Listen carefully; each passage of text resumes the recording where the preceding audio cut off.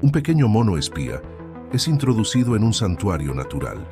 Científicos observan los misterios de la colonia durante días, pero lo inesperado sucede cuando una tragedia simulada despierta emociones reales.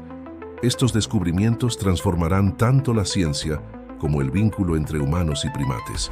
Le soleil s'était à peine levé au-dessus de la cime des arbres lorsqu'une petite silhouette se faufila entre les buissons. Avec des mouvements prudents et des yeux attentifs, le nouveau venu observait la scène devant lui. C'était Théo, un singe différent de tous les autres qui habitaient cette forêt luxuriante. Son pelage était un peu plus foncé, ses yeux un peu plus brillants, et son esprit, son esprit était rempli de secrets. Théo n'était pas un langur ordinaire. En fait, il n'était même pas un langur du tout. C'était un espion, entraîné par des scientifiques pour s'infiltrer dans la colonie et étudier de près le comportement social de ces fascinants primates.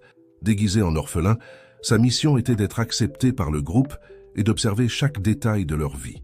Le cœur de Théo battait la chamade alors qu'il s'approchait de la clairière où la colonie de langurs se rassemblait tous les matins. L'arôme des fruits frais et le joyeux brouhaha des singes emplissaient l'air. Rassemblant tout son courage, il fit un pas en avant, se laissant voir. Pendant un instant, le temps sembla se figer. Des dizaines d'yeux curieux se tournèrent vers le petit intrus. Théo sentit le poids de ses regards, craignant que son déguisement ne soit découvert avant même que sa mission ne commence. Mais alors, quelque chose d'inattendu se produisit. Une jeune femelle, au pelage doré et aux yeux doux, s'approcha de lui. Son nom était Lune, bien que Théo ne le sache pas encore. Elle l'examina avec soin, le reniflant et touchant son pelage de ses doigts délicats. Après quelques instants qui semblèrent une éternité, Lune émit un doux grognement d'approbation. C'était comme si une barrière invisible avait été brisée. Soudain, d'autres membres de la colonie s'approchèrent, curieux et accueillants. Théo fut entouré de visages amicaux, de mains douces qui le touchaient et de voix suaves qui semblaient lui souhaiter la bienvenue. Lune, qui semblait avoir décidé de l'adopter comme son protégé, prit un fruit juteux et l'offrit à Théo. Le geste était plus que simplement le nourrir, c'était un symbole d'acceptation, d'inclusion. Le cœur battant d'émotion et un peu de culpabilité, Théo accepta le cadeau, grignotant le fruit tout en observant les visages autour de lui. Dans les jours qui suivirent, Théo fut progressivement intégré à la vie de la colonie. Il apprit les rythmes quotidiens du groupe, les expéditions matinales à la recherche de nourriture, les siestes paresseuses sous le soleil de l'après-midi, les jeux animés des jeunes singes et les interactions complexes entre les adultes. Lune était devenue sa gardienne non officielle, toujours à proximité pour s'assurer que le petit était en sécurité et bien nourri. Théo se surprit à développer une véritable affection pour elle, ce qui rendait sa mission encore plus compliquée émotionnellement. Au fil des jours qui se transformaient en semaines, Théo se retrouva de plus en plus impliqué dans le tissu social de la colonie. Il observait, apprenait, et sans s'en rendre compte, commençait à se sentir partie intégrante de ce monde. Les notes mentales qu'il prenait pour son rapport aux scientifiques étaient entrecoupées de moments de pure joie, lorsqu'il jouait avec d'autres jeunes singes ou ressentait le contact doux de Lune. Un jour, alors que la colonie se reposait après un copieux repas, Théo remarqua quelque chose d'étrange. L'un des singes les plus âgés, que les autres appelaient sages, ne semblait pas se sentir bien. Ses mouvements étaient plus lents que d'habitude, et ses yeux généralement brillants et attentifs semblaient un peu ternes. Intrigué, Théo s'approcha prudemment de Sage. Le vieux singe le regarda avec un mélange de fatigue et de curiosité. Pendant un moment, Théo craignit que son déguisement ne soit découvert par les yeux expérimentés de Sage, mais l'ancien tendit simplement la main et caressa doucement la tête de Théo. À cet instant, quelque chose changea en Théo. Il ressentit une connexion profonde, non seulement avec Sage, mais avec toute la colonie. La culpabilité de sa tromperie et le poids de sa mission secrète semblèrent s'alourdir, mais en même temps, un nouveau sens du devoir commença à se former dans son esprit. Alors que le soleil commençait à se coucher, peignant le ciel de teintes orange et rose, Théo se retrouva face à un dilemme. Sa mission était d'observer et de rapporter, mais maintenant il se souciait sincèrement du bien-être de ses singes, particulièrement de Sage, dont l'état semblait être plus qu'une simple fatigue naturelle due à l'âge. Cette nuit-là, alors que la colonie se blottissait pour dormir, Théo resta éveillé, ses pensées tourbillonnant. Il savait que les prochaines décisions qu'il prendrait pourrait changer non seulement le cours de sa mission, mais aussi le destin de toute la colonie. Le cœur lourd et l'esprit agité, Théo s'endormit, sans savoir que les jours à venir apporteraient des défis et des révélations qui mettraient à l'épreuve non seulement son déguisement, mais aussi sa propre nature. L'aube apporta une nouvelle énergie à la colonie de Langur. Théo, toujours aux prises avec ses conflits internes, observait attentivement tandis que le groupe se préparait pour une nouvelle journée. Ses yeux, cependant, ne quittaient pas les mouvements de Sage, le vieux singe qui avait éveillé son inquiétude. Lune, percevant l'agitation de son protégé, s'approcha de Théo avec un fruit mûr dans les mains. Elle le lui offrit avec un regard affectueux, comme pour apaiser toute anxiété qu'il pourrait ressentir. Théo accepta le cadeau avec gratitude, mais son esprit était ailleurs, partagé entre sa mission et l'attachement croissant qu'il ressentait pour la colonie. Ce matin-là, le groupe partit à la recherche de nourriture, comme il le faisait tous les jours. Théo resta proche de Lune, mais ses yeux étaient toujours attentifs à Sage. Le vieux singe se déplaçait avec difficulté, restant souvent à la traîne du groupe. Ses mouvements étaient lents, et il semblait parfois désorienté. C'est au cours de cette expédition que quelque chose d'inattendu se produisit. Alors que le groupe traversait une clairière, Sage s'arrêta soudainement, ses yeux perdant leur focus. Pendant un moment, il resta immobile, comme s'il avait oublié où il était ou ce qu'il faisait. Théo, poussé par une inquiétude sincère, courut vers lui, oubliant momentanément son rôle de petit. Le geste de Théo ne passa pas inaperçu. D'autres membres de la colonie, y compris Lune, observèrent avec curiosité la réaction du petit orphelin. Théo, réalisant son erreur, reprit rapidement son rôle, faisant semblant de jouer au pied de Sage. Mais le regard de Lune suggérait qu'elle avait remarqué quelque chose de différent dans son comportement. Dans les jours qui suivirent, Théo se retrouva de plus en plus partagé entre sa mission et son attachement croissant à la colonie. Il continuait d'observer et d'enregistrer mentalement le comportement des Langurs, mais il y avait maintenant un nouveau centre d'intérêt dans ses observations, la santé de Sage et comment cela affectait la dynamique du groupe. Théo remarqua que d'autres membres de la colonie commençaient aussi à percevoir les changements chez Sage. Les plus jeunes le traitaient avec encore plus de respect, lui offrant les meilleurs fruits et les endroits les plus confortables pour se reposer. Les adultes, quant à eux, semblaient toujours le surveiller, prêts à l'aider au moindre signe de difficulté. Un après-midi, alors que la colonie se reposait au bord d'un ruisseau, Théo décida de s'approcher davantage de Sage. Avec précaution, il s'assit à côté du vieux singe, l'observant de près. Sage se tourna lentement, ses yeux rencontrant ceux de Théo. Pendant un moment, Théo craignit que son déguisement ne soit découvert, mais ce qu'il vit dans les yeux de Sage n'était que de la sagesse profonde et était-ce possible? Un éclair de reconnaissance? Sage tendit la main, touchant doucement la tête de Théo. Le geste était affectueux, presque paternel. Théo sentit une vague d'émotion l'envahir. C'était comme si Sage savait qu'il n'était pas seulement un petit ordinaire, mais quelqu'un avec une mission importante. À ce moment-là, Lune s'approcha, observant l'interaction entre Théo et Sage, avec un mélange de curiosité et d'inquiétude. Elle s'assit à côté d'eux, formant un petit cercle. Le silence qui les enveloppait était confortable, plein d'une compréhension mutuelle qui allait au-delà des mots. C'est alors que Théo prit une décision. Il ne pouvait plus se contenter d'observer passivement. S'il y avait quelque chose qui n'allait pas chez Sage, quelque chose qui pourrait affecter toute la colonie, il devait faire plus que simplement enregistrer les faits. Il devait aider. Dans les jours qui suivirent, Théo commença à prêter encore plus attention aux symptômes de Sage. Il remarqua des schémas, comment le vieux singe semblait plus confus dans les premières heures du matin, comment certains aliments semblaient aggraver son état, comment le stress des conflits au sein de la colonie l'affectait plus que les autres. En même temps, Théo se retrouvait de plus en plus intégré à la vie de la colonie. Il n'était plus seulement un observateur, mais un participant actif. Il jouait avec les autres jeunes, aidait à la recherche de nourriture et, sous la tutelle de Lune, apprenait les coutumes et traditions des Langurs. Un soir, alors que la colonie se préparait à dormir, Théo observa Lune prendre soin de Sage. Elle l'aida à s'installer confortablement sur une branche, lui apportant les fruits les plus tendres et s'assurant qu'il était au chaud. Le soin et la compassion qu'elle démontrait touchèrent profondément Théo. À ce moment-là, allongé parmi les membres de sa nouvelle famille, Théo réalisa que sa mission s'était transformée en quelque chose de beaucoup plus grand qu'il n'aurait jamais pu imaginer. Il ne s'agissait plus seulement d'observer et de rapporter. Il s'agissait de faire partie, de prendre soin, de trouver un moyen d'aider non seulement Sage, mais toute la colonie. Avec cette nouvelle résolution à l'esprit, Théo s'endormit, ses rêves remplis d'images de singes jouant, de Lune souriant et de Sage à nouveau en bonne santé et fort. Il ne savait pas comment, mais il était déterminé à faire la différence. Ce qu'il ne savait pas, c'est que les événements des prochains jours mettraient cette détermination à l'épreuve d'une manière qu'il n'aurait jamais pu prévoir. Alors que la nuit avançait et que la forêt se calmait, une légère brise agitait les feuilles, comme si la nature elle-même chuchotait des secrets. Des secrets qui, bientôt, changeraient le destin de Théo et de toute la colonie de Langur. L'aube apporta avec elle une atmosphère d'inquiétude pour la colonie de Langur. Théo, maintenant totalement intégré au groupe, sentit la tension dans l'air avant même d'ouvrir les yeux.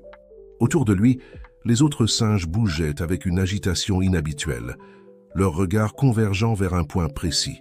Suivant la direction des regards, Théo vit la cause de l'inquiétude. Sage était allongé sur une branche basse, immobile. Sa poitrine se soulevait et s'abaissait avec une respiration superficielle, et ses yeux, normalement pleins de sagesse, étaient fermés. Lune était déjà à ses côtés, le touchant doucement et émettant des sons doux de réconfort. Le cœur de Théo s'accéléra. Il savait que ce moment pourrait être crucial, non seulement pour Sage, mais aussi pour toute sa mission. Avec précaution, il s'approcha du vieux singe, observant chaque détail avec ses yeux d'espion entraînés. C'est alors que Théo remarqua quelque chose que les autres semblaient avoir manqué. Un léger tremblement des paupières de Sage, un mouvement presque imperceptible de ses doigts. Ce n'était pas une condition terminale, réalisa Théo avec un mélange de soulagement et d'excitation scientifique. C'était quelque chose de différent, quelque chose qu'il avait déjà vu lors de ses séances d'entraînement. Poussé par une impulsion qui mêlait son instinct d'espion à sa compassion nouvellement découverte, Théo s'approcha encore plus de Sage. Avec des gestes doux, il commença à masser les tempes du vieux singe, appliquant une technique qu'il avait apprise pendant son entraînement pour les situations de stress extrême. Au début, les autres singes observèrent avec curiosité et un peu d'appréhension. Lune, en particulier, semblait partagée entre l'envie d'intervenir et la fascination pour ce qu'elle voyait. Mais au fur et à mesure que les minutes passaient, quelque chose d'extraordinaire commença à se produire. Les paupières de Sage commencèrent à trembler plus intensément. Ses doigts bougèrent, s'agrippant légèrement au pelage de Théo. Et puis, à l'étonnement et à la joie de tous, ses yeux s'ouvrirent lentement. Un murmure d'excitation parcourut la colonie. Lune poussa un cri de joie, serrant Théo dans ses bras. Les autres singes s'approchèrent, touchant doucement Sage, comme pour s'assurer qu'il allait vraiment bien. Sage, encore un peu désorienté, regarda directement Théo. Ses yeux, maintenant clairs et brillants, semblaient voir au-delà du déguisement du petit espion. Pendant un moment, Théo craignit de s'être révélé, mais ce qu'il vit dans le regard de Sage n'était que de la gratitude et une profonde compréhension. Dans les jours qui suivirent, l'attitude de la colonie envers Théo changea subtilement. Il n'était plus considéré simplement comme le petit adopté par Lune, mais comme quelqu'un de spécial, quelqu'un avec des capacités uniques. Les singes plus âgés l'observaient avec un nouveau respect, tandis que les plus jeunes le suivaient avec admiration, impatients d'apprendre ses astuces. Lune en particulier semblait fascinée par la nouvelle facette de son protégé.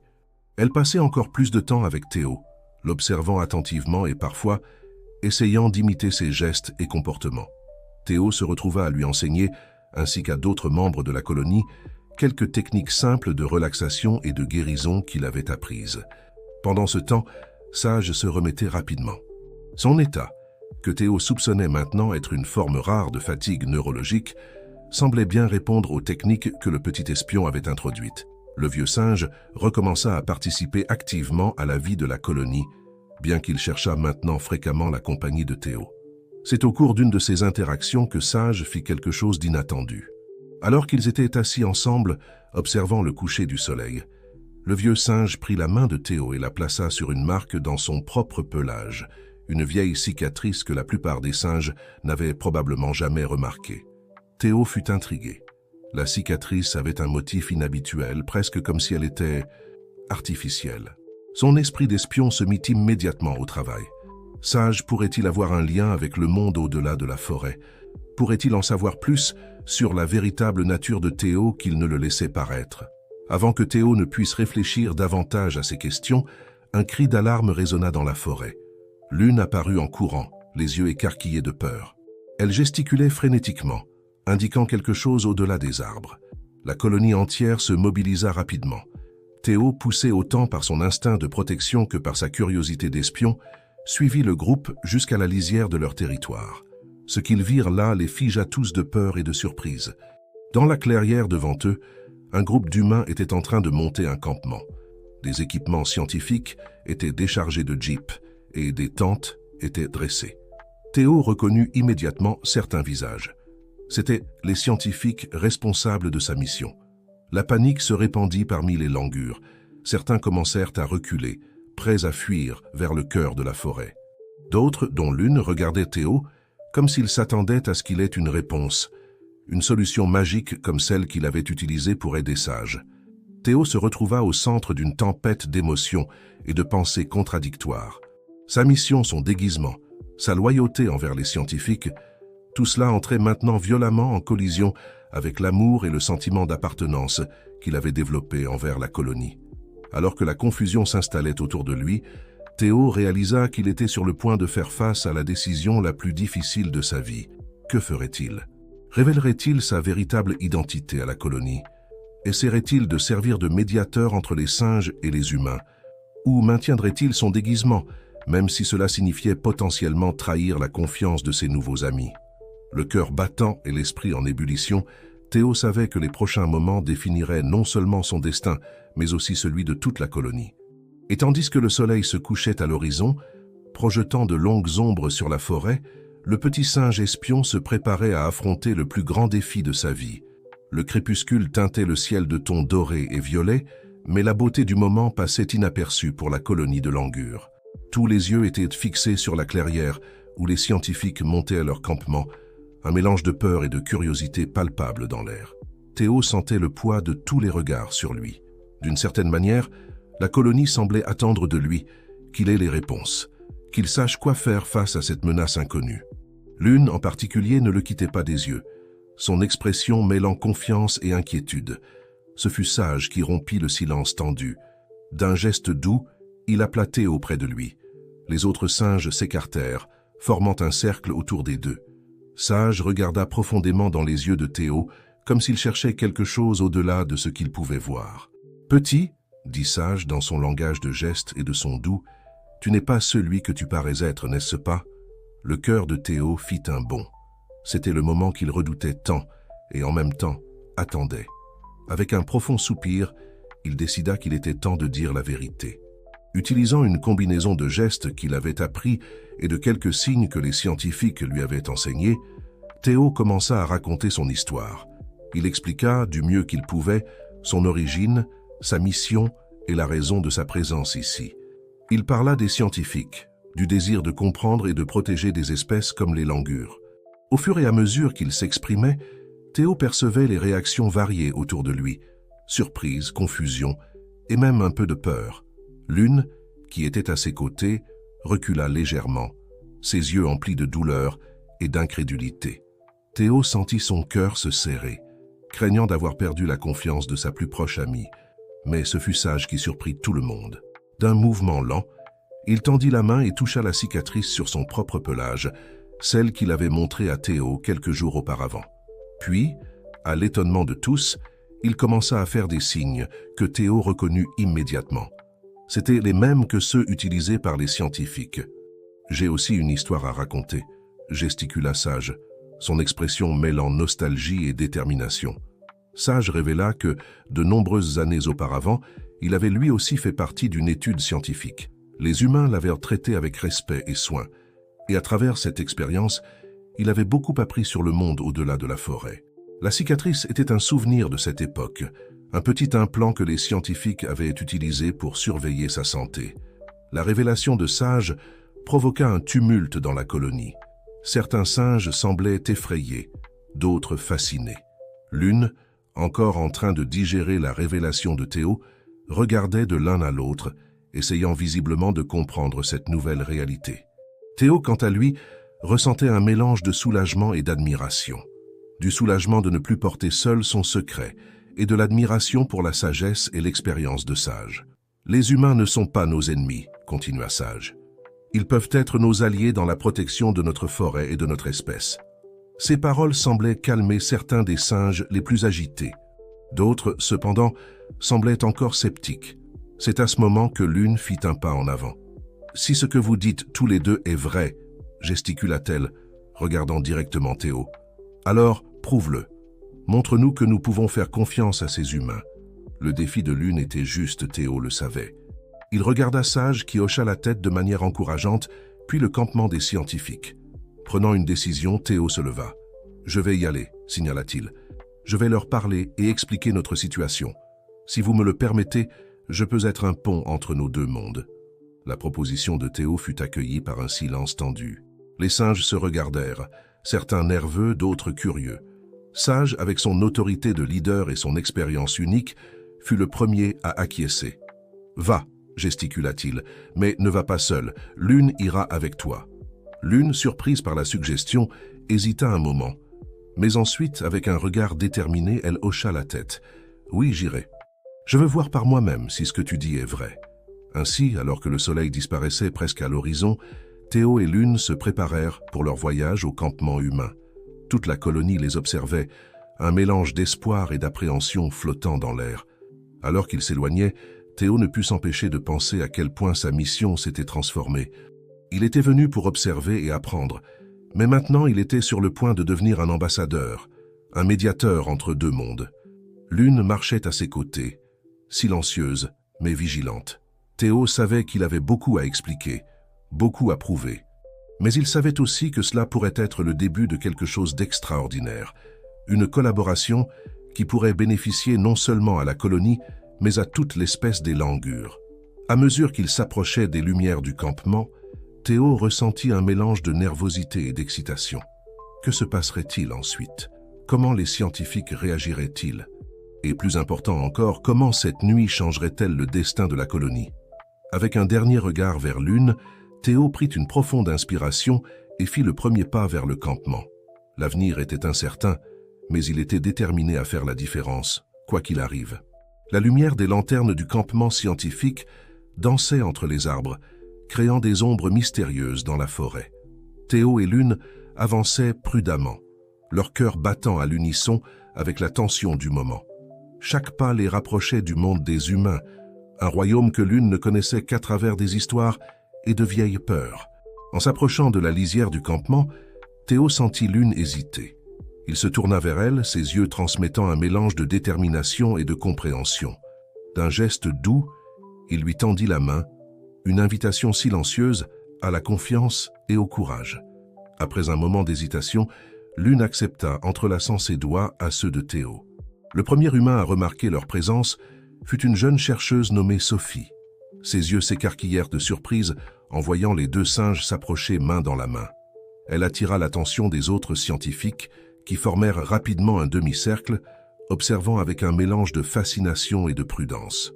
Théo, rassemblant tout son courage, fit un pas en avant. Utilisant une combinaison de gestes qu'il avait appris pendant son entraînement, il commença à communiquer avec les scientifiques. Ses mouvements étaient fluides et précis, racontant l'histoire de la colonie, de Sage et du besoin de compréhension mutuelle. Les scientifiques restèrent bouche bée. Ils reconnurent Théo immédiatement, bien sûr, mais le voir agir comme un ambassadeur accompagné d'un langur natif dépassait leurs attentes les plus audacieuses. Sophie fut la première à répondre. Avec des mouvements lents et prudents, elle s'agenouilla pour être au niveau des yeux de Théo et l'une.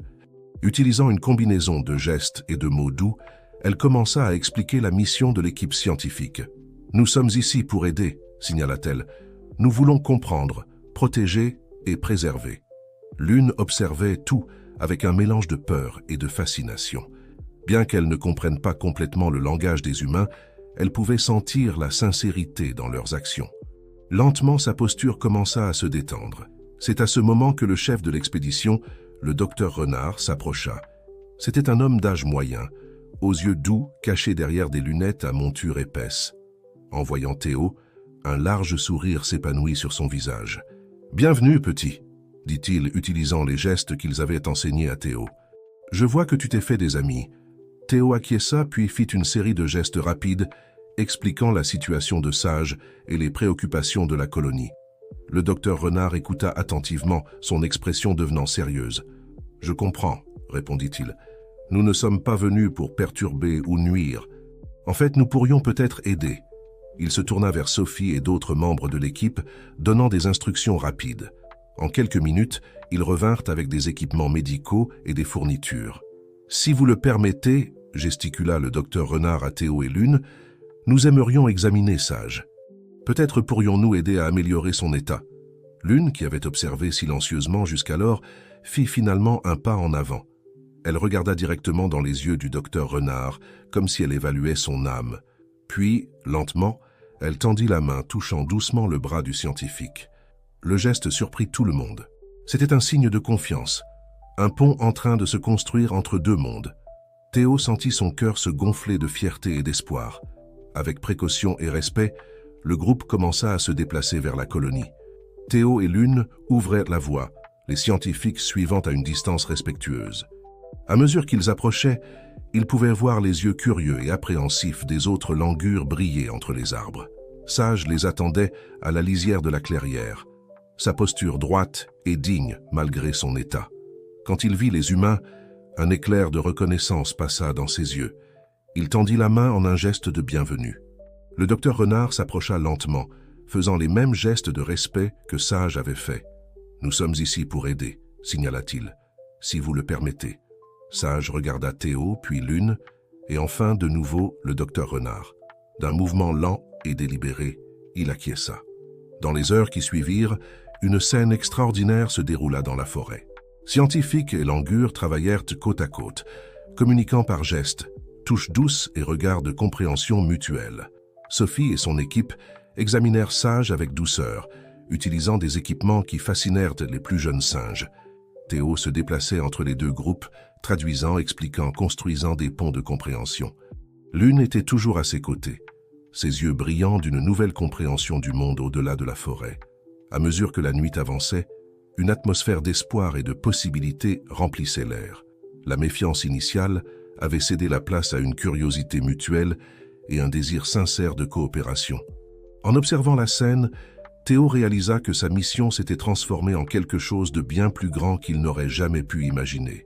Il n'était plus seulement un observateur ou un espion.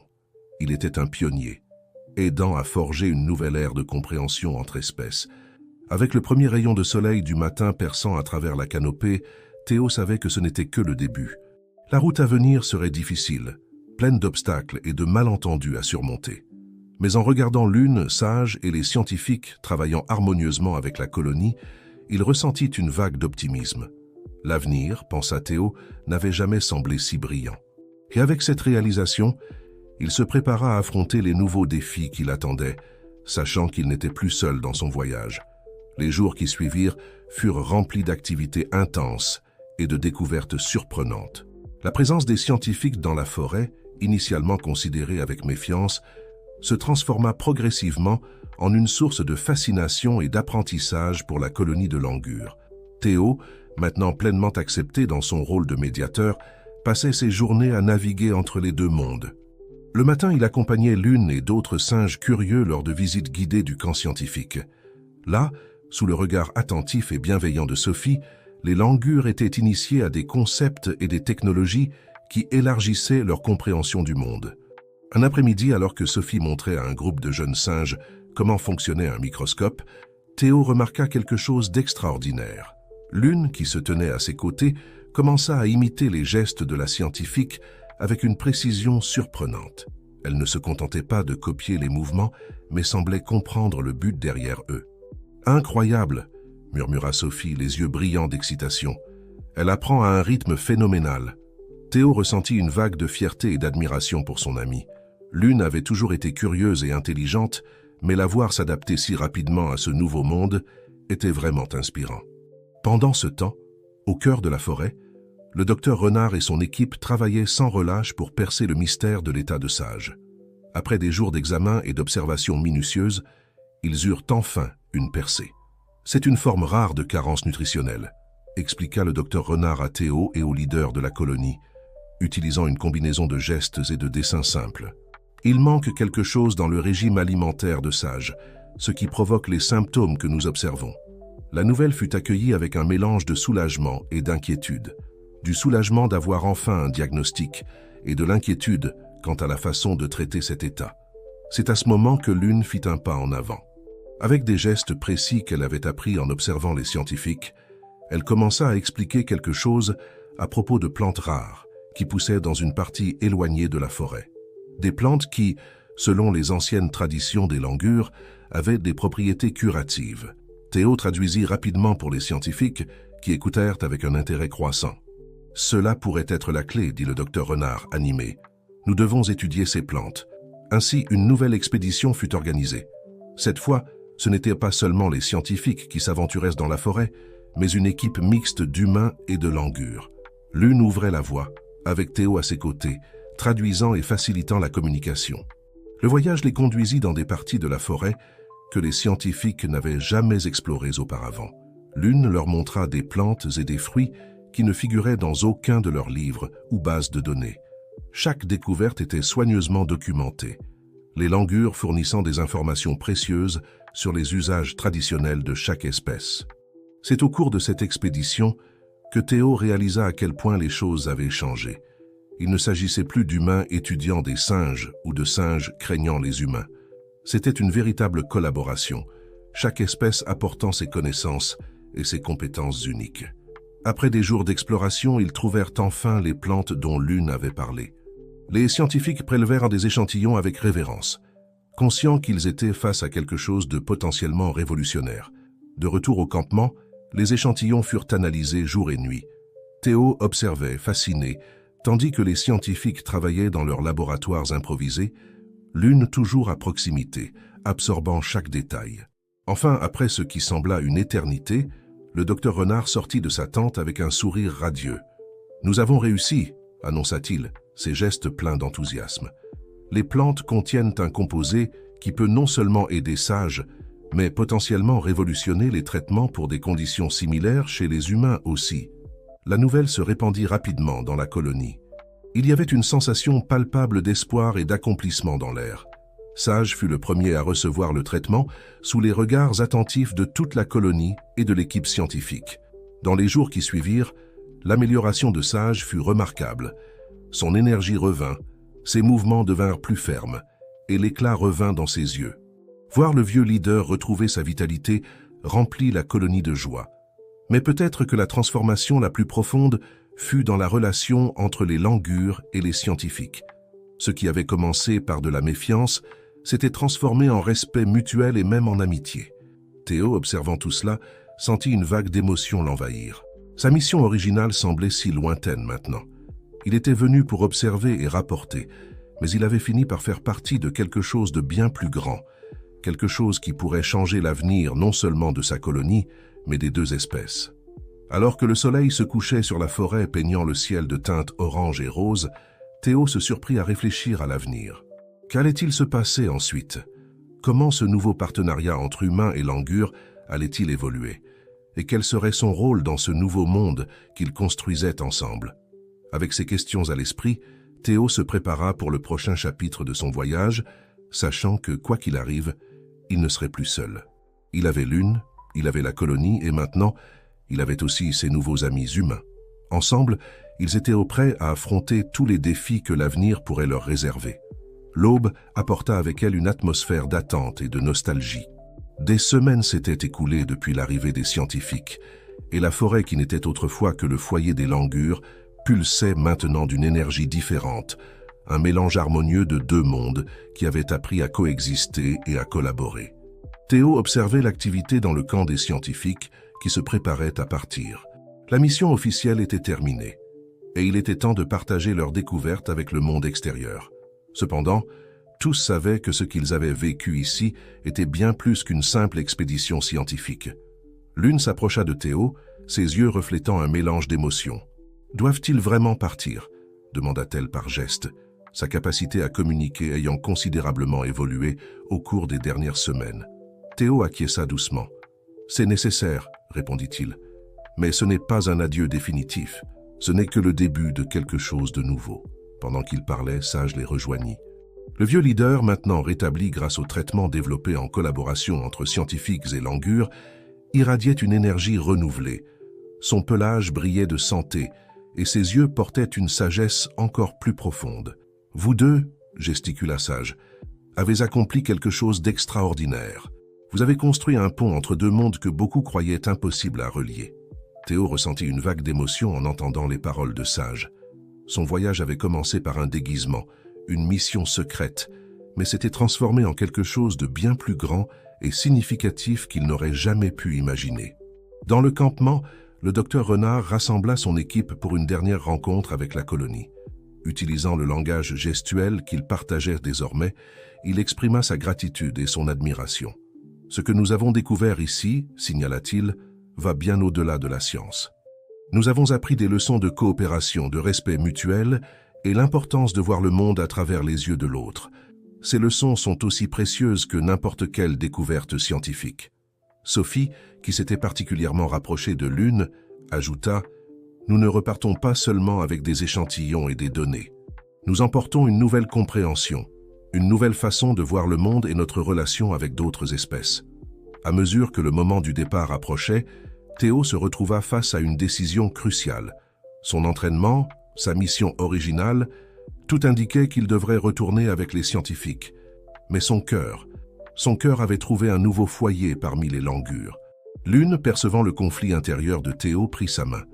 Aucun mot ni geste n'était nécessaire. Ses yeux disaient tout. Elle le voulait ici, avec la colonie, avec elle. Théo regarda le docteur Renard, qui observait la scène, avec un sourire compréhensif. « Le choix t'appartient, petit, » gesticula-t-il. « Tu as accompli ta mission d'une manière que nous n'aurions jamais imaginé possible. Maintenant, tu dois suivre ton cœur. » Les yeux emplis de larmes, Théo fit son choix. Il resterait. Il resterait pour poursuivre le travail qu'ils avaient commencé, pour être un pont permanent entre les deux mondes et pour être aux côtés de Lune et de la famille qu'il avait trouvée dans la colonie. Les adieux furent émouvants.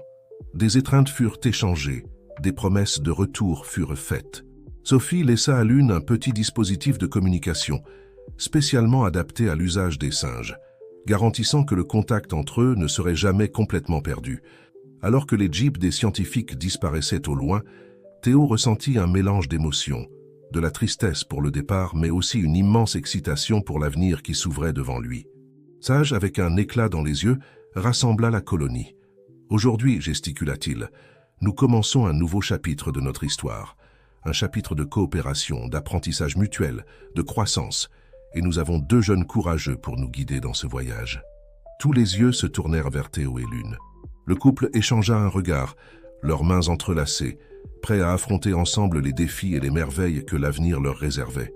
Dans les mois et les années qui suivirent, le partenariat entre la colonie de Langur et les scientifiques s'épanouit. Des visites régulières étaient effectuées. De nouveaux projets de recherche étaient lancés, toujours dans le plus profond respect de la forêt et de ses habitants.